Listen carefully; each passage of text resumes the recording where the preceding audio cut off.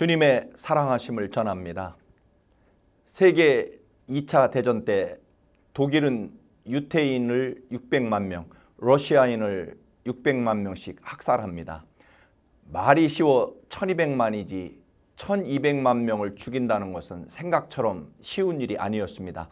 가장 큰 문제 중에 하나는 독일 군인들의 양심이었습니다. 사람은 누구나 양심의 가책을 받기 때문에 빨리 많이 죽여야 하는 학살이 늦어지게 됩니다. 히틀러는 이 양심의 문제를 해결하기 위하여 수용소에 거의 화장실을 짓지 않았다고 합니다. 아침에 일어나거나 하루의 일과가 끝난 후 대부분 화장실에 가야만 하는 고통에 시달리게 됩니다. 참다 결국은 자신들의 숙소 이곳 저곳에 배설을 할 수밖에 없었고, 수용소는 배설물로 인해 돼지 우리보다 더 더럽게 됩니다. 히틀러가 노린 것은 바로 이 인간의 자존심이었다고 합니다. 한번 배설물에 더럽혀지면 그 인간적인 긍지와 자부심을 상실하게 됩니다. 배설물이 묻고 존엄성을 잃어버린 인간은 독일 군인들의 눈에 개나 돼지만도 못하게 보였다는 것입니다. 독일군은 어느새 인간이 아닌 돼지나 동물을 청소한다는 그런 생각을 가지게 되었다고 합니다. 그런데도 그 포로 수용소에서 살아남은 사람들이 있었습니다. 그것은 매일 주는 한 컵의 물을 가지고 반만 마시고 남은 절반의 물로 늘 세수를 하는 사람들이었다고 합니다. 옷자락에 물을 적셔 먼저 이를 닦고 차례대로 배설물로 더러워진 몸을 닦았습니다. 그러나 배설물로 더럽혀진 몸들을 그 반컵의 물로 닦는다는 것은 사실 불가능한 일이었습니다. 어차피 더러워진 몸, 물 반컵으로 닦아야 무슨 소용이 있나 하며 씻기를 포기하는 사람들은 며칠이 못 가서 모두 죽임을 당했다고 합니다. 이 글을 읽으며 느꼈던 그 전율과 감동을 잊을 수 없습니다. 우리는 거룩하고 존귀한 그리고 보배로운 하나님의 자녀라는 것입니다.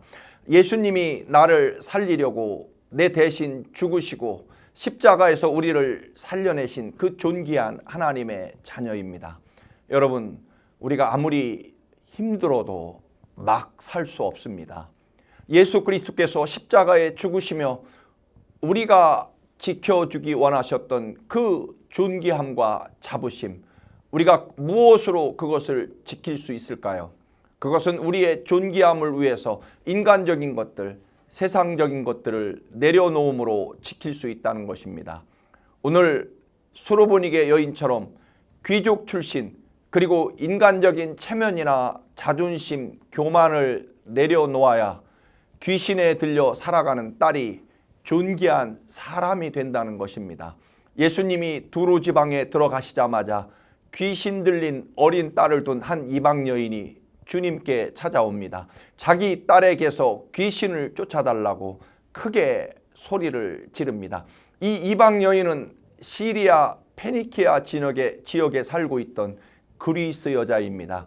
유대인의 입장에서 보면 이방인이고 여자이고, 그리고 예수님이 개와 같다고 표현하셔서 그렇지 사실은 그 당시에 가나안 땅에 살던 그리스 여자는 상당한 귀족이며 높은 지위에 있는 여인이라는 것입니다.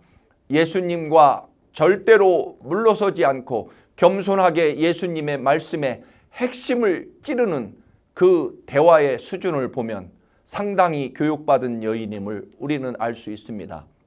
그런 품격 있는 그리스의 귀족 여인이 부끄러움을 무릅쓰고 자기 딸이 귀신 들렸다는 그 부끄러움까지 모든 사람에게 알리며 소리를 지릅니다. 그러나 예수님은 못 들은 척 무시합니다. 내가 자존심 죽이며 조심스럽게 무언가를 얘기했음에도 불구하고 못 들은 척 무시한다면 우리는 견디지 못합니다. 그럼에도 불구하고 그 여인은 이 정도의 반응에 절대로 물러서지 않겠다고 작심합니다. 그러자 예수님은 한 단계 더 높은 강도로 무시합니다. 나는 유대인이므로 천한 이방 여자를 고쳐줄 수 없다. 그러자 그 여인은 오히려 예수님 앞에 더 가까이 가서 그 앞에 엎드려 절을 하며 주님 저를 도와주십시오. 이 정도 무시당한다고 물러설 것 같으면 저는 아예 처음부터 예수님을 찾아오지도 않았을 것입니다. 예수님이 어떻게 저를 대하셔도 저는 제 딸이 고침받기 전까지는 절대로 물러가지 않을 것입니다. 이제 사람이라면 도저히 견딜 수 없는 마지막 모욕과 시험이 그 여인에게 주어집니다. 내 자식이 먹을 빵도 부족한데 자식의 빵을 뺏어다가 개에게 던져줄 수 없다. 그러자 그 여인은 말합니다. 주님, 맞습니다. 주님의 말씀이 맞습니다. 그렇지만 개들도 주인의 밥상에서 떨어지는 부스러기를 얻어먹지 않습니까? 제가 개와 같은 여인이라고 하더라도 부스러기의 은혜라도 주옵소서. 이 여인의 그 놀라운 답변, 지혜로운 믿음의 답변에 대하여 주님은 말씀합니다. 여자야, 네 믿음이 참으로 위대하구나. 네 소원대로 될 것이다. 바로 그때 그 여인이 딸의 고침을 받게 됩니다. 느헤미야서에서 느헤미야가 성벽을 밤낮 없이 완성시킵니다. 한 손에 무기를 들고 한 손에 연장을 들고 낮에 성을 쌓고 밤에는 경비를 서고 52일 만에 성벽을 완성하고 그리고 그 예루살렘 성전에 모여 모든 백성들이 하나님의 말씀을 듣습니다. 에스라가 하나님의 말씀을 선포할 때 아멘 아멘 하며 얼굴을 땅에 대고 통곡하며 모든 이스라엘 백성들이 울게 됩니다.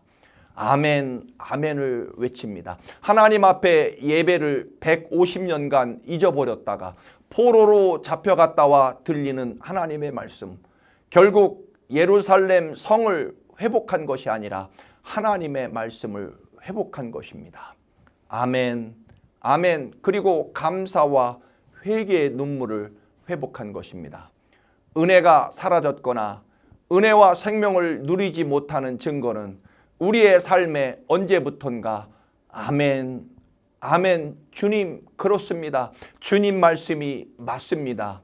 개들도 주인의 부스러기를 먹습니다. 그 말씀에 얼굴을 땅에 대고 아멘, 주님 맞습니다. 아멘입니다. 그리고 주님께서 네 믿음이 크도다. 이러한 위대한 역사와 고백이 사라졌기 때문일 것입니다. 이 여인이 왜 이렇게 끈질기게 절대로 물러서지 않았을까요? 딸이 제정신 가진 정상적인 아이가 되기를 원했었을 것입니다. 딸이 천재적인 IQ를 가지고 하버드나 예일대에 줄줄이 합격하는 천재 딸이 되게 해달라고 원한 것이 아닙니다. 그저 다른 아이들처럼 아프지 않고 건강하게 정상적인 아이를 원하는 것입니다. 지체장애인, 귀신 들린 사람, 그들에게 위대한 기적이란 바로 우리들처럼 되는 것일 것입니다. 올림픽 게임에 나가 금메달을 받는 강한 사람이 되는 것이 소원이 아닙니다. 바로 우리들처럼 되는 것입니다. 아니, 우리들의 절반의 건강만 되어도 그들에게는 엄청난 기적일 것입니다. 그러면 정상적인 우리는 날마다 그들이 그토록 간절히 바라는 기적을 매일매일 경험하고 살아가는 사람입니다. 여러분, 아무 일이 없어서 지루하고 짜증나십니까? 그래서 특별한 기적을 원하십니까? 여러분, 주님이 주시는 그 은혜와 사랑이 날마다 우리의 기적의 삶입니다. 그래서 여러분의 삶에 끊임없이 아멘, 아멘, 주님이 맞습니다, 옳으십니다라고 고백하며 살아가시는 여러분의 삶이 되시기를 축원합니다. 할렐루야.